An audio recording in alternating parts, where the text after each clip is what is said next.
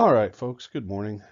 It's me, Mr. Womack, and hopefully you're here to listen to a course on the Great Depression, which is obviously not the most joyous and fun of topics to discuss, but it is a fairly serious issue that is going to have a lot of long-term repercussions. Now, a depression is an extended recession, basically. And a recession is simply when there is it's briefly defined as a period of declining economic activity spread across the economy. In other words, it can't be just in one industry. It can't be just in one region. It has to be widespread. That's the first key.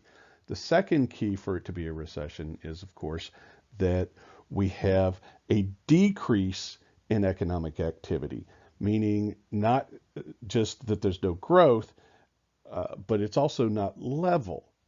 It's actually decreasing overall. Now, that doesn't mean that all industries are decreasing. It just means in general that they are.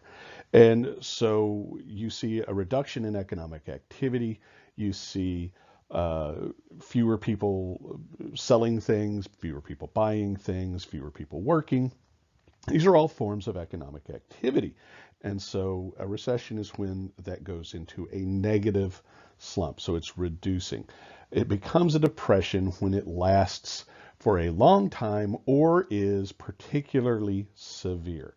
And the Great Depression is not the first depression that the United States ever went through. Um, we had one in 1837, known as the Panic of 1837, which was a real estate market bubble. Excuse me. And this is part of the cause of the Great Depression of 1837, which is actually sometimes acknowledged to be a worse depression than the Great Depression of the 1930s. When we come out of a depression, the good news is that there is usually a burst of positive growth. We usually have a period of very good growth, which lasts 20 to 30 years following a depression. So the Great Depression of 1837 took place.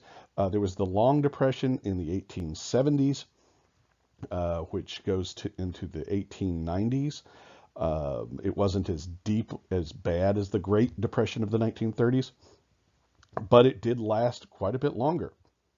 And it had to do with adoption of the gold standard in the United States. It leads to the whole Cross of Gold speech, the push for a bimetallic standard. Some of these things that we've talked about previously or in 1301. So this Great Depression is the 1930s, and it affected most national economies around the world. It's generally considered to have begun with the Wall Street crash of 1929 and quickly spread from there. So this depression, if you need a date that it begins, would be beginning on October 29th of 1929, so-called Black Tuesday, where the New York Stock Exchange crashes when panicked investors sell off millions and millions of shares. But it didn't really all start that one day. It had started before. What's odd is that back on September 3rd of 1929, so just a month before this, 2 months almost, the stock market had peaked, the highest it had ever been, with the Dow Jones Industrial Averages as the indicator. It peaked at the highest it had ever been in September, early September of the same year. But um, you get a period where people start to worry. And it really starts a little before this. There was a crash on the London Stock Exchange in September, and that began people thinking that maybe they needed to get out of the New York Stock Exchange as well, that maybe things weren't as great as they looked. So on the 24th of October, which is known as Black Thursday, the Dow Jones dropped 11% in a single day. It recovered a little bit. A group of bankers J.P. Morgan, and several others, Wells Fargo Bank, and several others, pitched in and started buying up shares of stocks to help prop up the prices, and U.S. Steel in this case, to help prop up the prices to prevent a panic, because they don't want to panic because then everything falls apart. Um, and it had worked before. That technique had worked before in 1907, but it's not going to work this time. And on Monday, the stock market opens again, and they lose almost 13% that day in value that morning. And some stocks they couldn't even sell at any price, including basically giving them away. Then on Tuesday, Black Tuesday, it drops another 11, almost 12%, for a total of almost a 25% drop in just 2 days. Okay, it had taken a decade for the stock market, which it had had huge growth through the 20s. Okay, it was the Dow Jones Industrial Average was 10 times what it had been in 1919. It was 10 times what it had been by 1929. So in that decade, just massive growth. And that's really the problem, is that the growth was sort of this artificial thing built on confidence, and that's with nothing to really sustain it financially. There was nothing really inside of it, and that's what's called a bubble. Okay, so like a if you blow a bubble or a balloon, you've got the outer shell which is containing it, right, and that expands and expands and expands as you pump things into it. In this case, in a balloon's case, it would be air, but in this case, it would be money. And so the prices go up and up and up and up and up, just like a balloon or a bubble expands as you put more air into it, right? But the problem is it's very fragile.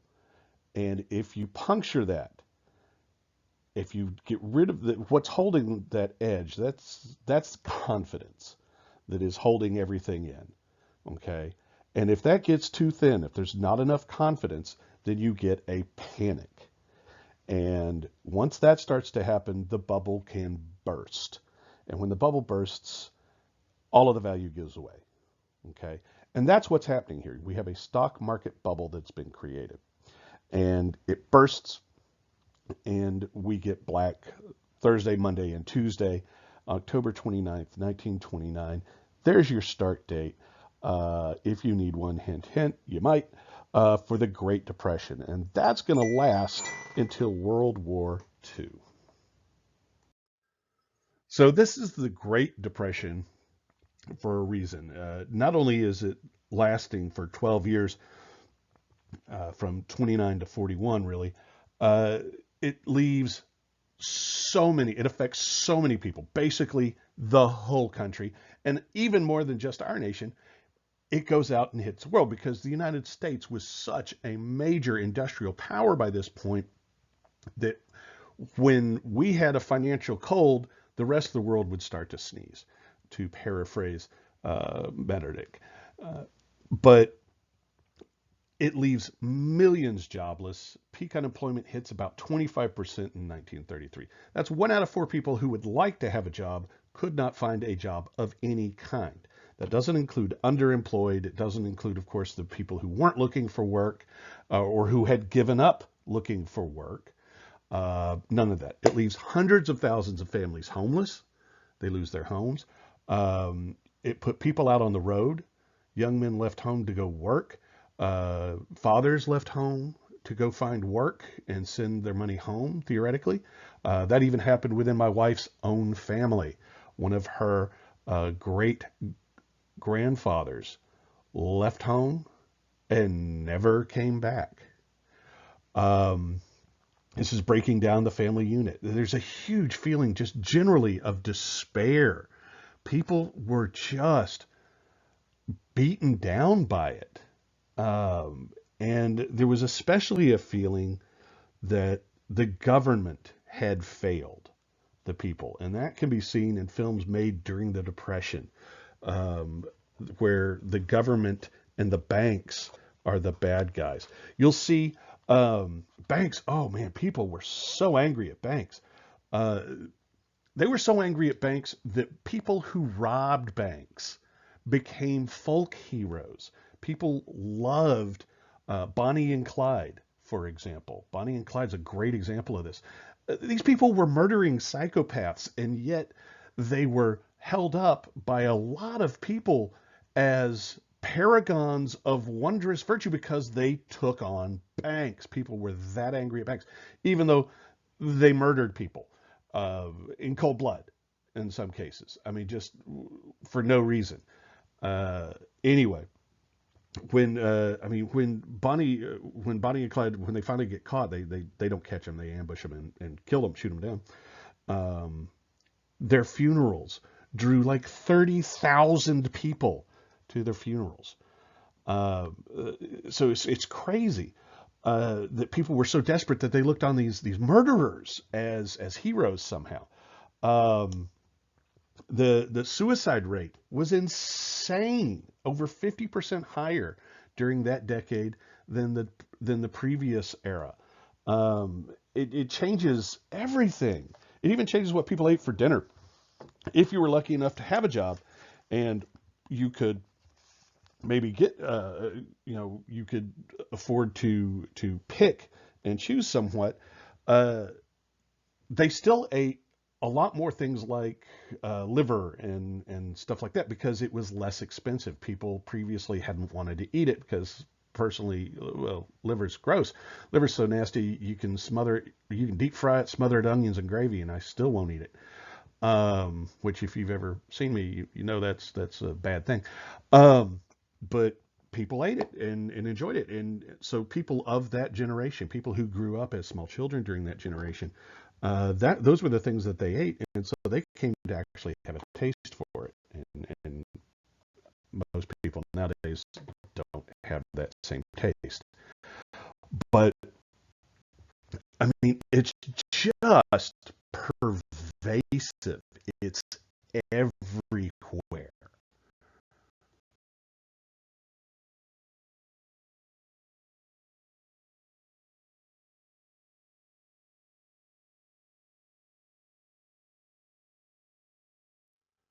Speaking of everywhere, I mean, towns put up signs like this: "Jobless men keep going. We can't take care of our own." From the Chamber of Commerce. Now, my grandparents were young adults during the Great Depression, so I grew up hearing stories from them about how tough things were. Two of my grandparents didn't marry for years. But they had met at the beginning of the Depression, but they put off getting married because my grandmother was a school teacher, and if she married, she'd lose her job. And so my grandfather kept working out in the oil fields out in West Texas, and he would come back over to East Texas where they lived up near Corsicana.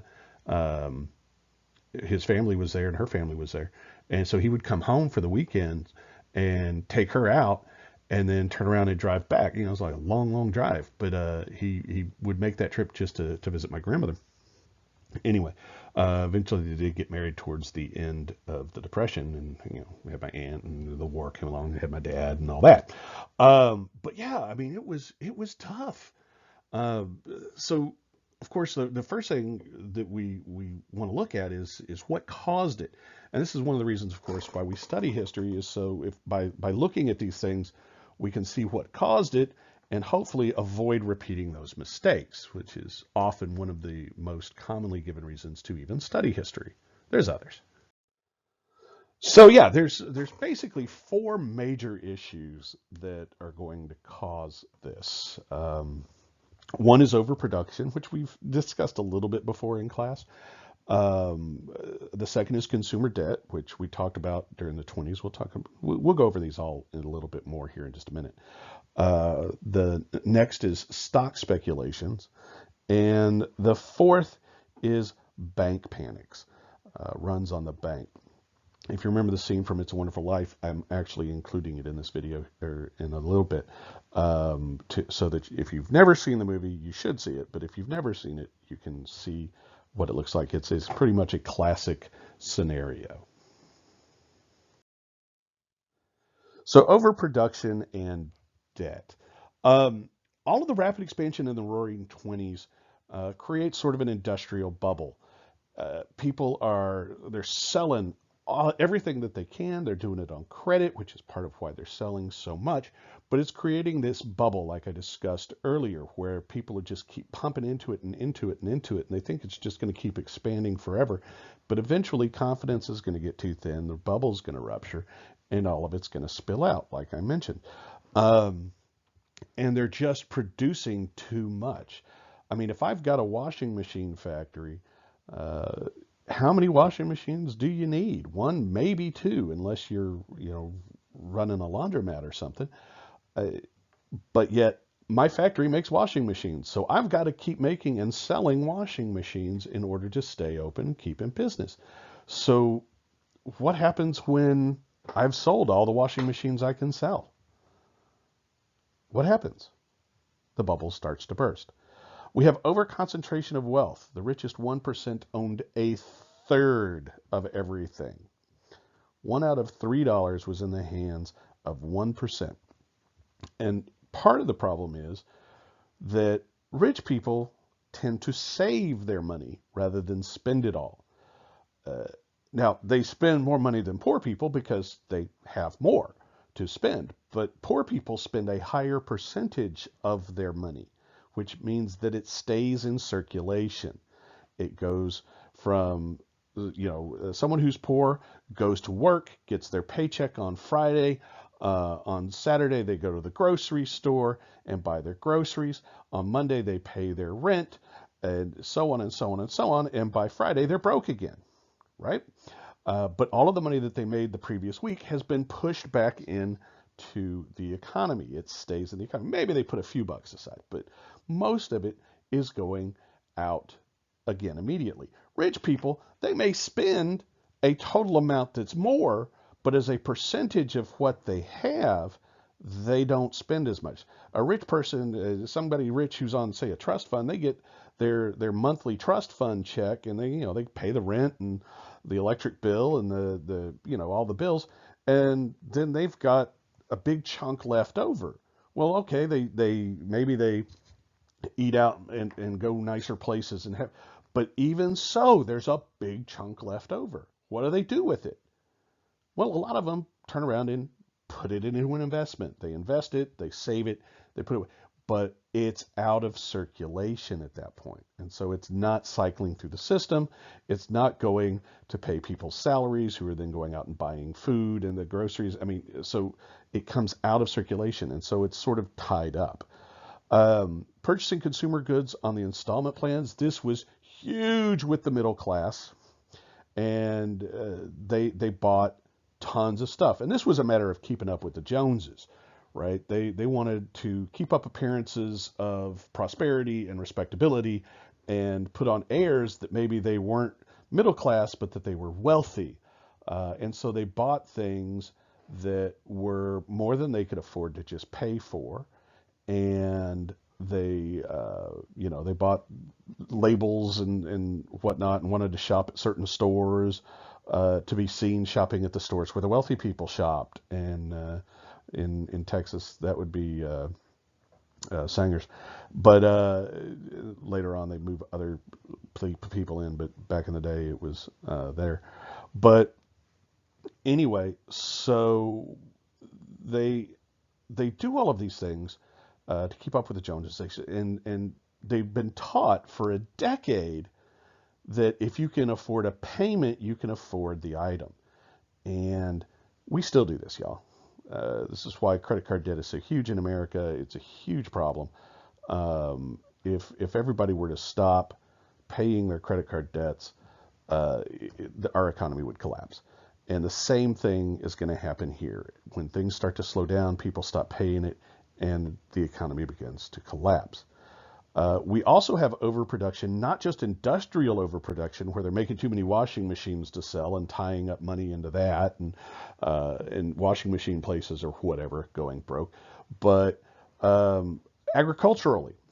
And we mentioned this before in the Roaring Twenties, how this was a problem for the farmers. They kept increasing how much they were growing, which of course increases the supply, but not the demand. And so prices kept falling. Prices keep falling. The farmers are on the verge of bankruptcy. They're about to lose their farms to either their mortgage or their taxes, one or the other, which they couldn't pay. And that's going to happen. A huge number of farmers are going to lose their land in the 1930s because of the Depression. But they don't really see a way out of it. And so they get trapped in this sort of cycle of overproduction, which in the long run just makes things even worse and worse and worse for them. Stock speculation and buying on margin.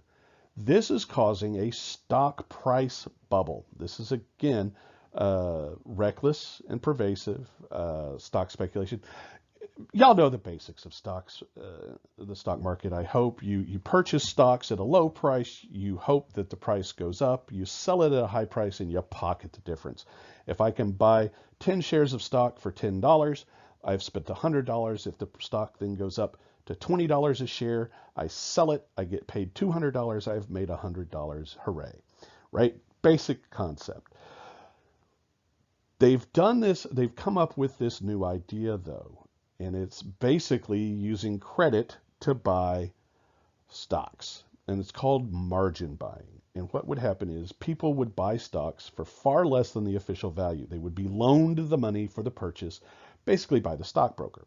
And so for that $10 stock, instead of paying $10 a share, maybe you paid $1 a share. And so you buy 10 shares, let's say. It cost you $10. And the stockbroker loans you the other $90.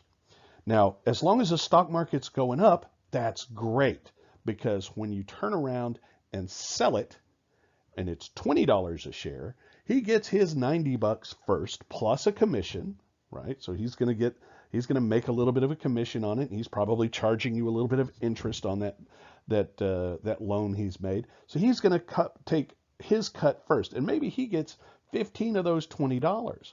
But you still get $5 a share, right? And you only paid $1 a share. So you're going to make $4 a share. That sounds great, right? I would love to be able to make that. The problem is, when this happens, if the stock fails to increase and the share value starts to drop, you get panic selling, which is basically what happens on Black Thursday, Black Monday, Black Tuesday. I couldn't hear what you said. Which is basically what happens on Black Monday, Black Tuesday, Black Thursday, right? And you get this drop everywhere. And suddenly all these people, they go to pick the stockbrokers that loaned out all this money. They don't have the money to pay for the stocks, and they go bankrupt. And the banks that they've loaned the money, that they've gotten the money from, go bankrupt because they don't have any money coming in. And you lose your stock, you lose what you invested. The stockbroker loses everything he's invested. The bank loses what they loaned to the stockbroker, and so on and so on and so on. And it spreads so rapidly. And speaking of banks and panics, this was sort of the last nail in the coffin, were the series of bank panics. Banks in the day were not insured. And in the wake of the crash of stock values, people would go to the bank and take their money out. Which makes sense, right? They need money to live on and everything. But they would go to the bank and take out their money, start withdrawing their savings. Well, banks don't keep the money that's deposited in them in some big vault back in the back, right? They loan it back out, and then they charge interest on the money that they've loaned. They loan your money to other people and charge interest on it, and that's how the bank makes its money. Okay. Now they keep a percentage sitting around for people who want to come in and cash a check or whatever, but it's not most of the money. Most of the money is loaned back out.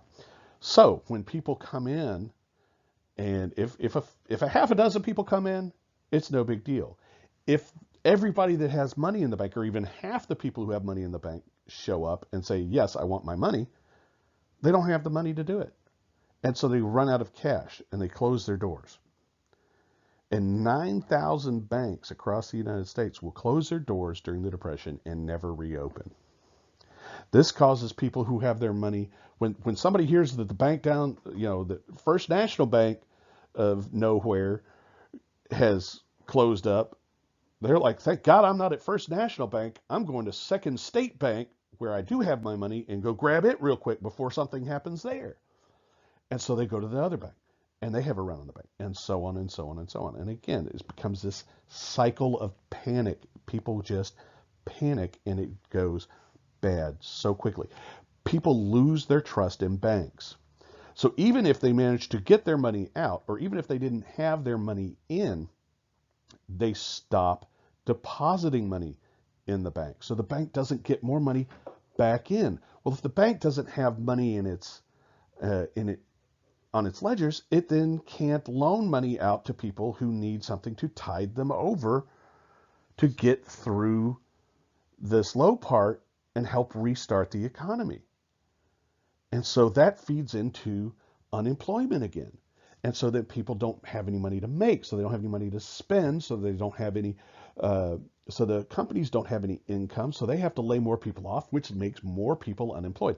Whereas if the company could have gotten a loan during that slow period when things were bad but not disastrous yet, if they could have gone to the banks and gotten loans to tide them over, they could have kept people at work, which would have kept them purchasing things, which would have kept other businesses open, you see. So you have this sort of negative feedback cycle and things start swirling down the drain because of it. Now, I say people didn't trust banks. My grandmother never fully trusted banks again, and she actually kept money stashed away. My grandfather would give her money for the household, and she always stashed a little bit aside, kind of so that nobody could, if the bank failed, that they'd have money. And she did that the rest of her life. Don't look now, but there's something funny going on over there at the bank, George. I've never really seen one, but that's got all the earmarks of being a run.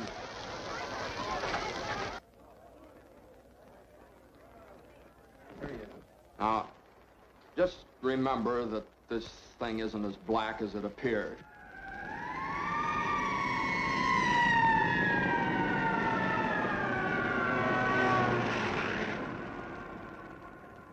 I have some news for you, folks. I was just talking to old man Potter, and he's guaranteed cash payments to the bank. The bank's going to reopen next week. But, George, I got my money here. Did he guarantee this place? Well, no, Charlie, I didn't even ask him. We don't need Potter over here. And I'll take mine now. No, but you're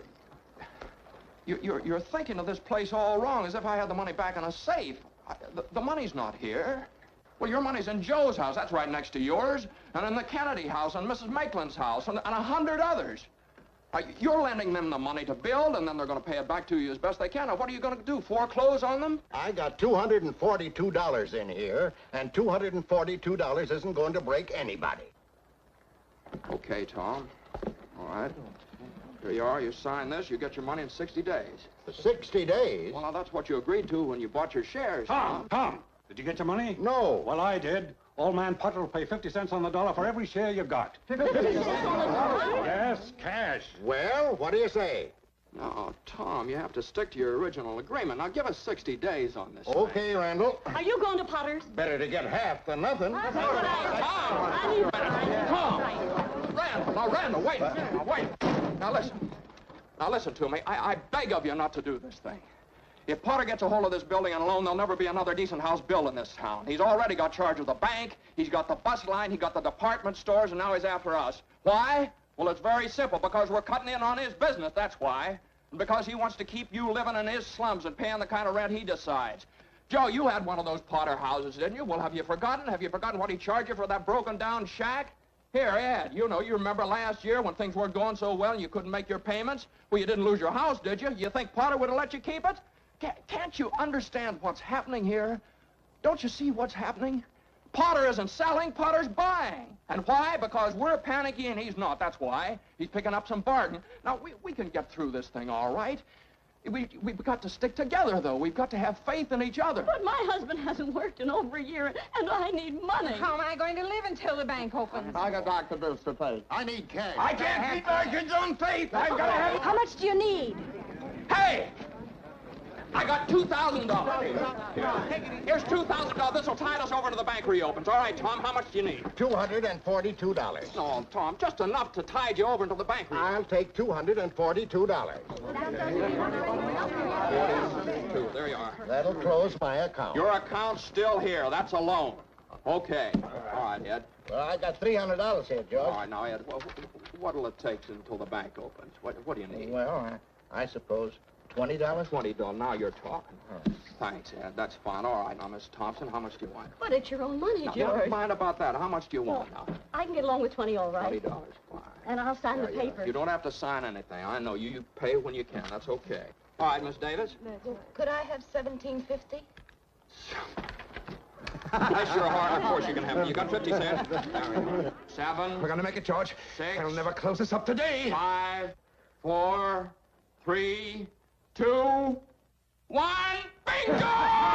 We made it. Close the door, Eustace. We made it. Look, we're still in business. We still got $2 left. Well, look, let's have some of that. Let's celebrate. I believe this is possibly the most ironic photo I've ever seen. It's brilliant. You have a billboard saying the world's highest standard of living. There's no way like the American way. This lovely family going for a Sunday drive in their best with mom and dad and little Susie and little Bobby and their puppy dog with his little cute face sticking out the window and everything. And standing in front of them is a bread line of people during the Depression who are literally going to beg for food, essentially. It's just such a counterpoint to each other. You'll also notice that the people in the car happen to be white. That was the 1920s and 30s. That's what you basically saw in advertising, were white people. And the people in the bread line are black. This is actually, I believe, in Harlem in New York. So you've also got that dichotomy. But don't get me wrong. It was not just African Americans that were affected in having to go into the bread lines and things. Absolutely everybody, every race, every religion, every group, every ethnicity, everything that you can think of was hit by this and forced to do whatever they could to survive. So we're going to move into some of the early responses to the Depression. And basically what this is how did Herbert Hoover respond? All right, so a little bit of background on Hoover. No, he was not a vacuum cleaner designer, no matter what the Hoover people say. He was an engineer, and he had worked around the world, actually, and become quite wealthy as a result of it. He had worked in Australian gold mines, run mines there. He was, for a time, working out of London, and quite successful there. He basically helped mines that weren't doing well. He would be hired as a consultant to revamp them and make them profitable once again. And he was very good at it, and as a result became quite wealthy. He began his public career during the Great War. And the very first thing he did was actually a private thing, not part of the government, but he started working with the British, French, German, and Belgian governments during the war, because he was based in London, to help get American citizens out of the war zone, and also to provide relief in the form of food to the people. And he did a good job of that. That leads him into getting a job with the government when the United States joins the war in 1917. Woodrow Wilson put him in charge of the U.S. Food Administration, where he gains a reputation for being very efficient and a good administrator and things. and dealing with, a fairly crisis situation. And at the same time, really promoting U.S. agriculture. I mean, U.S. agriculture did great during those few years of the war. After the war is over, he goes and he decides he's going to get into politics. He actually runs for president in 1920, doesn't do particularly well. So he gives up on it pretty early. He decides he's going to be a Republican. He'd never been really tied to one party or another, and supports Harding. He throws his support towards Harding in 1920. When Harding wins, he offers him the job of Secretary of Commerce, which Hoover takes. And he does a very good job at that. Again, very efficient, excellent administrator. He delved into things that traditionally hadn't been part of the Commerce Department's issues. He expanded the role of that department to a great degree. He sets the groundworks, for example, for the FAA and the FCC and the National Highway Safety Board and all of these things as ways of dealing with interstate commerce and making things easier to work with. For one thing, he helps set up the first national automobile codes for safety codes and things. And anyway, so he's doing a really good job at that. Harding, of course, dies. Coolidge takes over. Coolidge didn't really like him all that much, but he was really good at his job. When there's a set of floods that hit Mississippi, he handles the crisis very well, and he gains more and more popularity through the years as the economy is doing well. He deals with several different crises. The Great Mississippi Flood was just sort of the worst of them. And so when Coolidge decides not to run for re-election in 1928, Hoover pretty easily gets the nomination. He gets it in the first ballot at the primary. He doesn't really have anybody strong running against him. And so he pretty easily gets the 1928 Republican nomination and then fairly handily beats Al Smith, the Democratic Catholic from New York, who has a lot of issues to deal with and just loses as a result. And so Hoover will take office on March 4th, 1929. So the economy will crash only a few months after Hoover takes office. And Hoover believed that volunteer efforts were really the best way to alleviate the Depression when it began.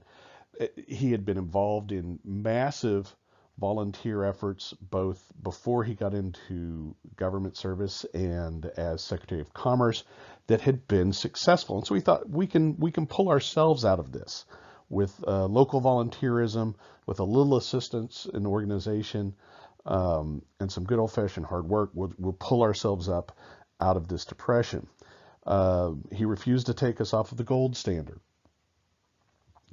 believing that would destabilize the currency and make things worse.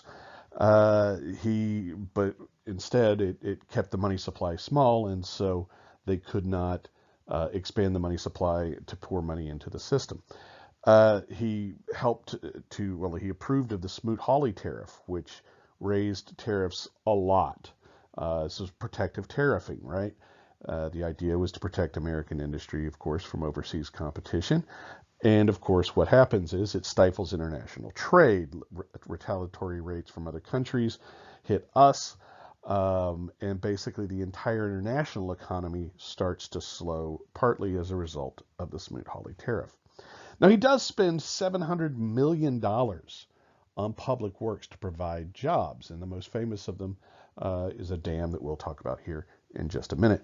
But a lot of what they do it's just not enough. He doesn't want to take a massive gesture. Now, $700 million was a huge amount of money back then, okay? But compared to the breadth and depth of what's going on here, and in his defense, nobody expected things to get as bad as they got as fast as they got there.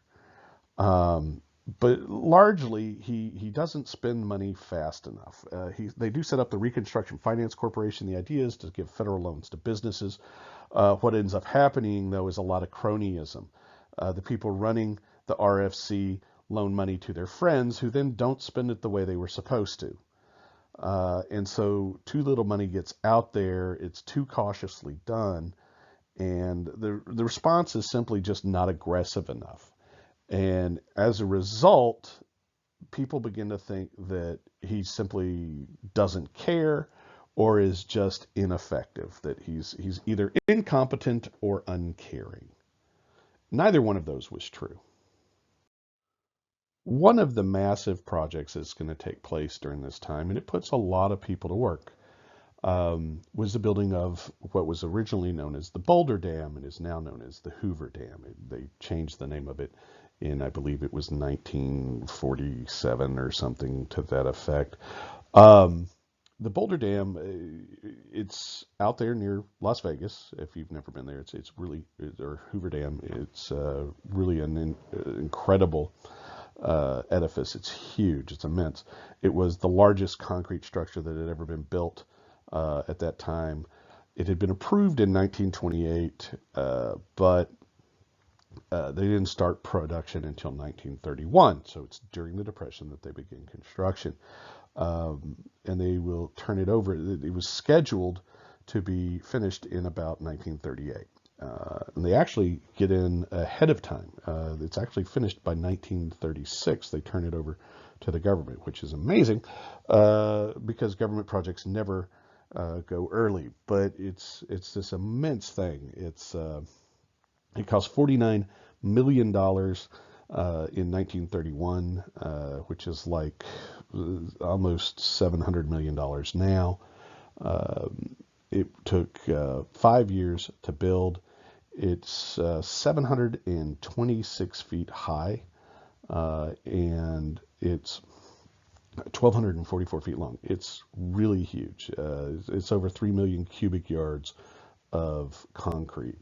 It's incredibly huge. It created Lake Mead behind it, which is a large catchment area. The reservoir is something like 15 million acres or something to that effect. It's huge. It's just immense. Anyway, it cost a lot of money and a lot of lives. 112 people actually died during the construction of it. It was incredibly difficult to build.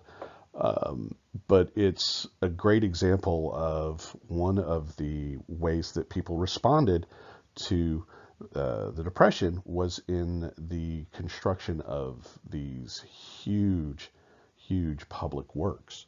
And this is something that's going to continue throughout the Great Depression. And so because doing these public jobs provided jobs. But like I said, it was widely considered too little, too late, not enough happening. And people got more and more angry with Hoover himself and the government in general. And they blamed Hoover personally. I think that was a bit unfair. They started putting up shanty towns and calling them Hoovervilles. And they called newspapers Hoover blankets because homeless men and women and children would cover themselves with layers of discarded newspaper as blankets because it was free. Protests will spring up around the nation. The most famous and infamous of them was called the Bonus Army. And what happened was 15,000 unemployed World War I veterans marched on Washington. And they wanted a payment of basically a bonus that they had been promised as part of their service, a cash bonus that was scheduled to be given in 1945 as a pension award. And so what they did was they marched to Washington and said, we need the money now. Give us the money you promised us now. We won't get it later. That's fine. Give us the money now. And thousands of them camp out near the Capitol building, right there in Washington, D.C. Many of them brought their families. They set up basically Hoovervilles right there on the National Mall. Hoover sends troops. Now, this is in Washington, D.C. It's not in any particular state, of course. So it's purview of the federal government. So he sends troops to maintain order. The idea is basically that they're acting as police. Now, remember, these men are all World War I veterans. Now, it's been a few years. It's been, a bit over a decade. That means a lot of them are in their 30s and such, 30s and 40s. But that doesn't mean that they've forgotten everything that they knew, and they're not enfeebled or anything. They're not, just decrepit ancient old men.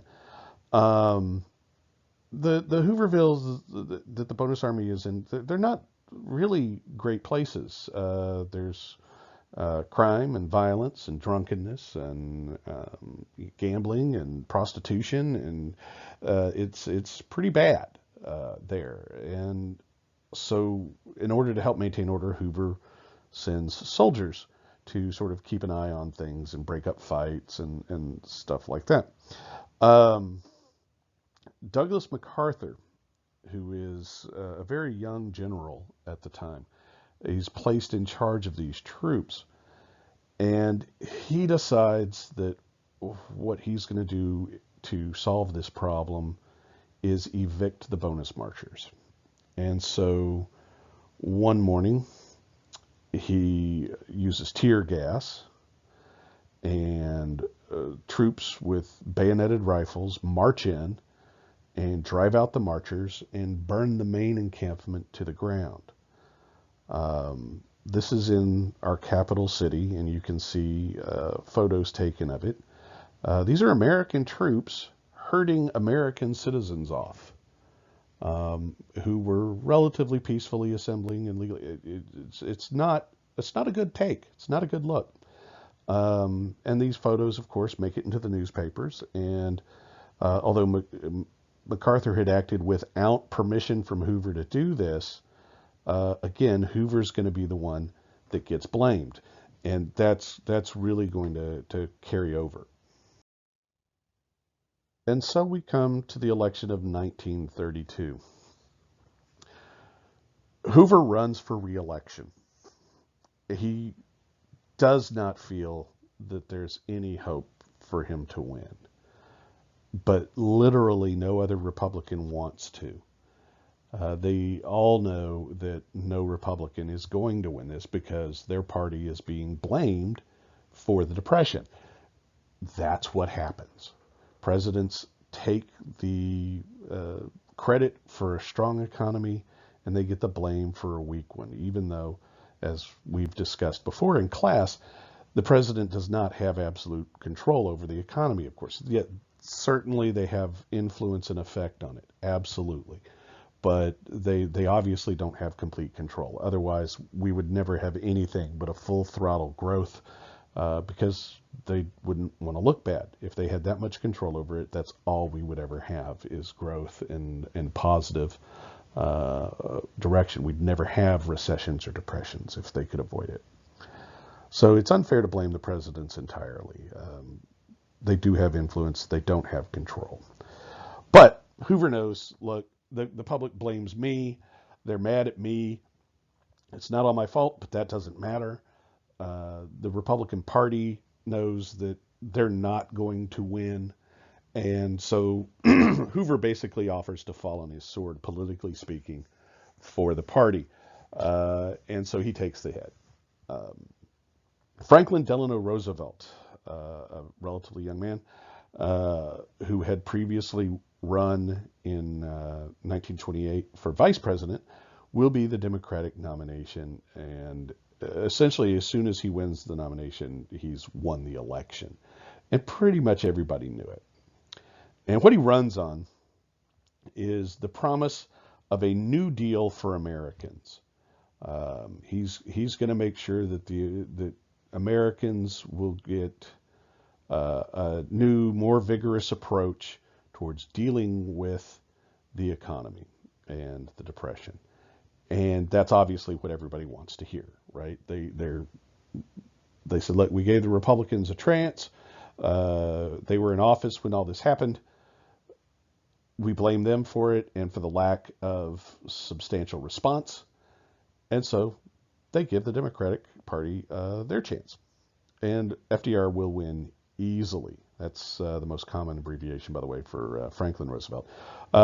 Speaking of Roosevelt, you know, he's related to Theodore Roosevelt, the prior president, the earlier president. They're cousins. They're not brothers. They're not father and son. They're brothers. Or not brothers, cousins. Pardon me. So FDR is going to win really easily, 472 to 59. I'm honestly surprised Hoover got that many votes, but he does. And if you look at the map here, you can see that literally every state except for a few in the Northeast went for Roosevelt. 472 to 59, it's a pretty significant beating. Still not the worst whooping ever. Will not even as a percentage, nor as a total difference. But looking at the map, you'll notice that Alaska and Hawaii are not included on this map of electoral votes. And of course, the question is, why would that be?